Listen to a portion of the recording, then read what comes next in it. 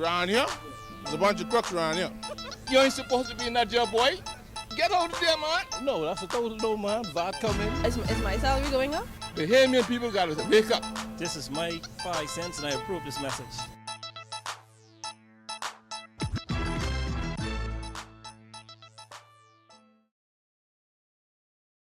The Bahamas has a new Governor General, Dame Marguerite Penling, sworn in this afternoon. Web shop boss Craig Flowers talks web shop regulation. Plus, Ministry of Works employees protest over hazard pay and the government stepping up efforts to fight chikungunya fever. We've got those stories and more coming up tonight. I'm Dana Smith and MB12 starts right now.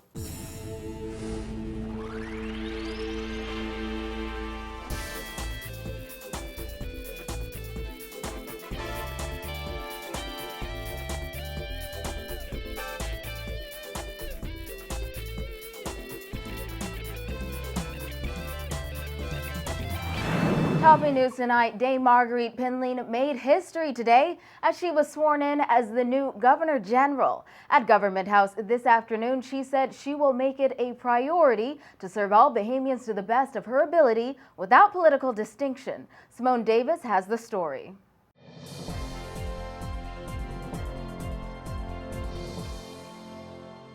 Dame Marguerite Penling was sworn in today as the official Governor General of the Commonwealth of the Bahamas. This makes her the second female to hold that position. Prime Minister Perry Christie said that this indicates an increase in gender equality in the Bahamas.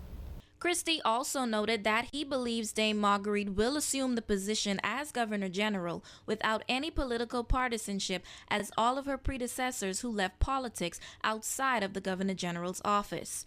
I have the highest confidence that Dame Marguerite will discharge her duties as Governor General with complete fidelity to the Constitution and in close concord with the conventions of impartiality and non-partisanship that have been so scrupulously adhered to by all her predecessors. They had all done vigorous battle with their political adversaries in the legislature before going to Government House. And yet, when they were successively called to serve as Governor General, they all left their partisan politics outside the front door of Government House. Christie said that Dame Marguerite's appointment proves that regardless of the circumstances of a person's birthright, it should not hinder what one can attain, and we live in a country where dreams do come true. As she paid tribute to her late husband, Sir Lyndon Penling, Governor General Dame Marguerite pledged to serve the Bahamian people to the very best of her ability without political distinction and without regard for race, class, or social station. I would like to thank the Bahamian people for their love, support, and prayers over the many years.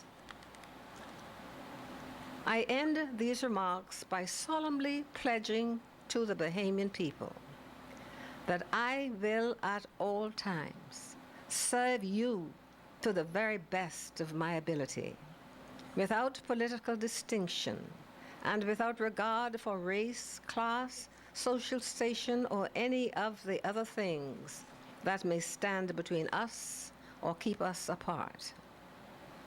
There is no greater or higher duty than a Governor General can have than to bring our people ever closer together in love, in unity, and a common purpose.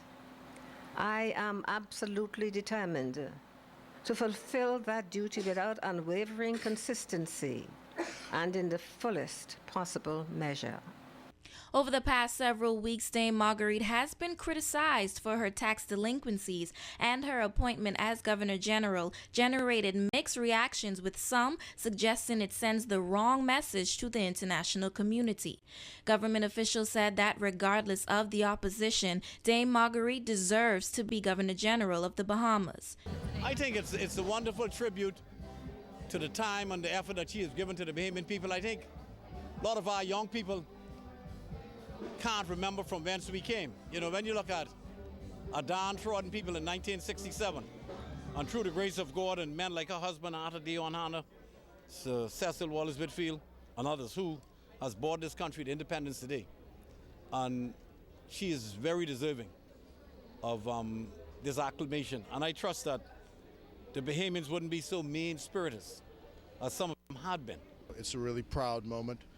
It speaks to the social mobility in the country, that you can begin from humble beginnings and get up to the top office in the land. And I would think also women must be particularly proud.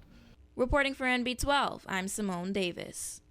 In other news, prominent web shop owner Craig Flowers is weighing in on the upcoming legislation that is expected to legalize numbers gambling. Flowers admitted he believes legalizing web shops will not be an easy task for the government. Our Jasmine Brown has more in this report. His comments on the issue have been limited, but today the FML CEO insisted legalizing web shop gaming will not be an easy task. Because I think that the government is doing its best to resolve all of these matters that seem to be a setback to the process. From my summation and my exposure to international affairs in other jurisdictions that I find myself, is that it's not an easy task. It's not a short-circuit thing. It's nothing that we can just create ourselves or make happen ourselves. So as long as there are outside entities that will make these decisions in order to give credibility to the industry, it's going to be very difficult. Flowers insists while the government's decision to gain international approval for web shop regulation is delaying amended legislation, is the right thing to do. Attorney General Alison Maynard Gibson recently returned from meetings in Paris with the Financial Action Task Force. Fears of money laundering and unauthorized lending by numbers bosses have been cited by government as a major threat to the country's international standing and is seen as incentive for regulating the industry. Flowers said there have been so many changes along the journey, and international approval will serve the entire gaming industry, not just web shops. This is a major task, whether we want to admit it or not. And if the government goes this route, I have a feeling that it would even take more time to qualify. Meantime, Flowers says he believes government is doing its best to resolve all the matters that seem to be a setback to the process. I don't know about all of those remarks. I know that the government presently is doing its best. To the best of my knowledge.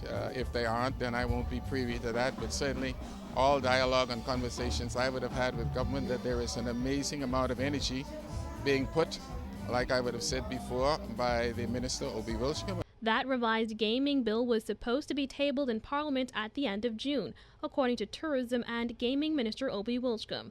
Then government announced it would come by the end of July. Flowers conceded it's a difficult process.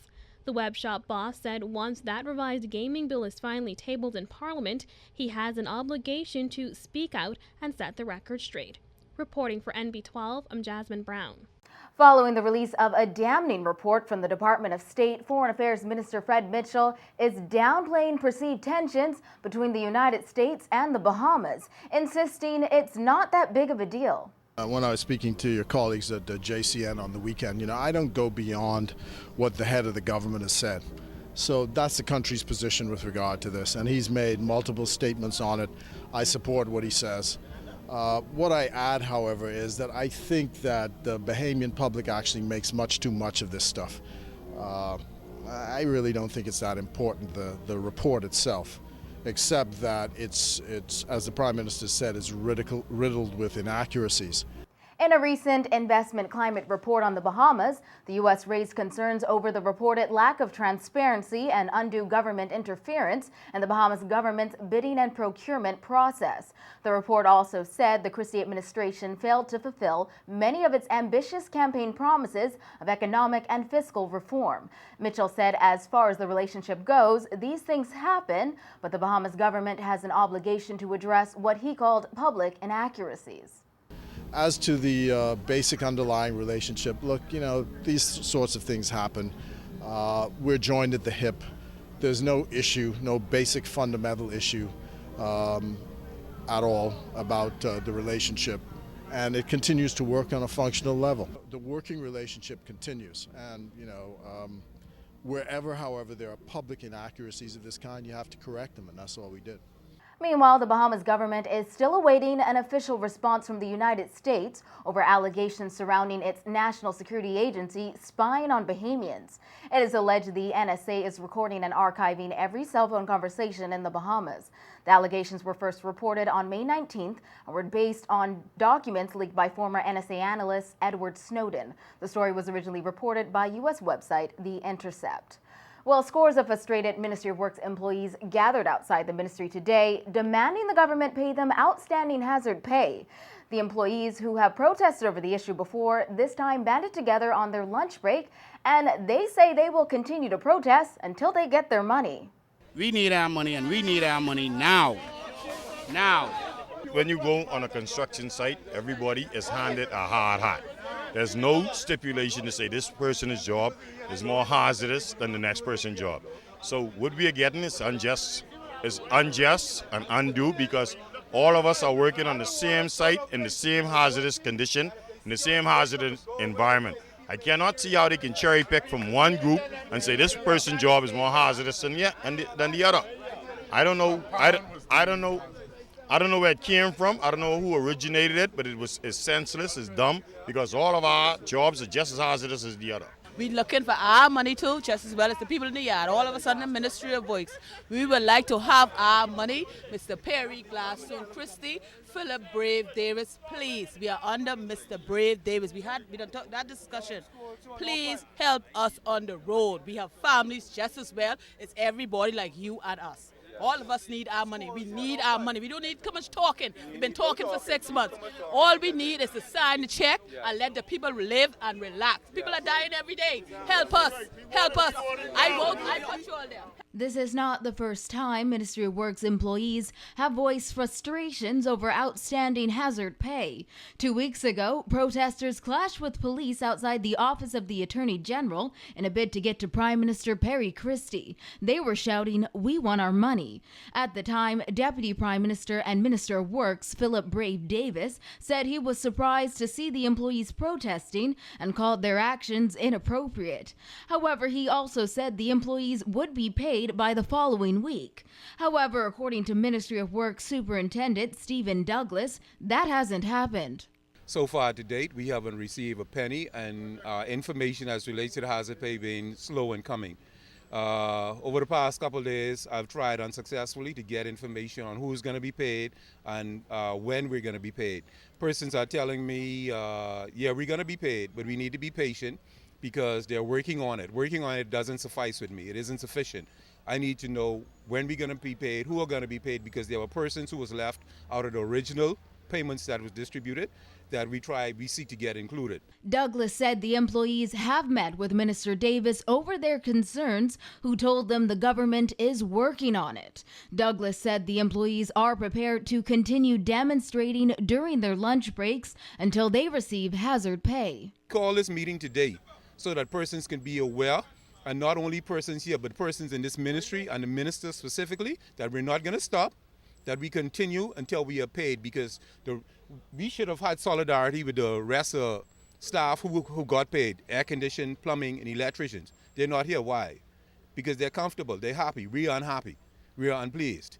The employees say they deserve hazard pay because they often have to work in what they described as dangerous conditions or work with hazardous chemicals or body fluids. All I want is my money. I entitled for this money. I work hard for this money. Cleaning all kind of feces, all kind of blood, all kind of things. I entitled for this hazardous play. Please give us our money because we deserve it. My children got to get ready for school. I need this money. Please give it to us, please. What they call proof on why we should do hazard, especially with the painters. We deal with intoxic. We deal with the plumbers.